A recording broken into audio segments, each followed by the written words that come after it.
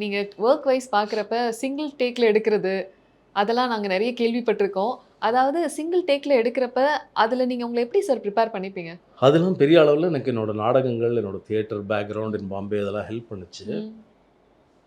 But first take எப்பவுமே is always a good take. ம். இயல்பாவே ஒரு மனுஷனுக்கு ம். இந்த ஃபர்ஸ்ட் டேக்குன்னு ஒண்ணு இருக்குல்ல, அது ம். என்ன வேணா இருக்கட்டும். ம். இந்த first sip of coffee, the first sip of tea, ம். நீங்க சாப்பிடுற அந்த ஃபர்ஸ்ட் மார்சல், ம். அதுதான் வந்து அது அது அது வந்து உங்களுக்கு இம்மீடியட்டா உங்களுக்கு வந்து அ ஒரு வேற ஒரு ஃபீல்ல கொண்டு போகும். ம். ஸோ அதுதான் ஒரு ஆர்டிஸ்ட்டுக்கும் நடக்கக்கூடிய ஒரு விஷயம். அதுக்கு ப்ரிப்பேர் பண்ணணும் ஆஃப்கோர்ஸ். ம். ஸோ நான் ரிஹர்சல்ஸ் பண்ணும்போது, நான் என் கோ ஆர்டிஸ்ட் கிட்ட சொல்லிடுவேன். ஒரு கத்துற சீனா இருக்குன்னு வச்சுங்களேன். ம். ரொம்ப சாஃப்ட்டா தான் நான் பேசுவேன். ம்.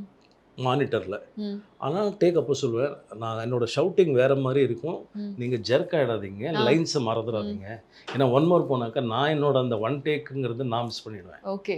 ம். இது எனக்கு நெறைய நடந்திருக்கு. வடிவுக்கரசி அம்மாவோட நடந்திருக்கு. ம். மௌனிகாவோட ம். நடந்திருக்கு. ம். தேவயானி மேடமோட ம். நடந்திருக்கு.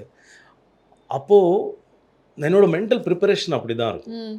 அண்ட் அப்போலாம் வந்து ஸ்கிரிப்ட்ட குடுத்துருவாங்க. இப்போல்லாம் ம். ப்ராம்ப்டிங் ஆயிடுச்சு. ஸோ ஆமா. அது ரொம்ப அன்ஃபார்ச்சுனேட். இத பத்தி நான் நெறைய சொல்லிட்டேன். ம். ஸோ அந்த மென்டல் ப்ரிப்பரேஷன்ல வந்து அஃப்கோர்ஸ் டைரக்டர் அண்ட் கேமராமேனும் அதுக்கு உதவணும். ம். டைரக்டரும் கேமராமேனும் வந்து நான் என்ன பண்ண போறேன், எங்க போறேன் எல்லாம் கேட்பாங்க.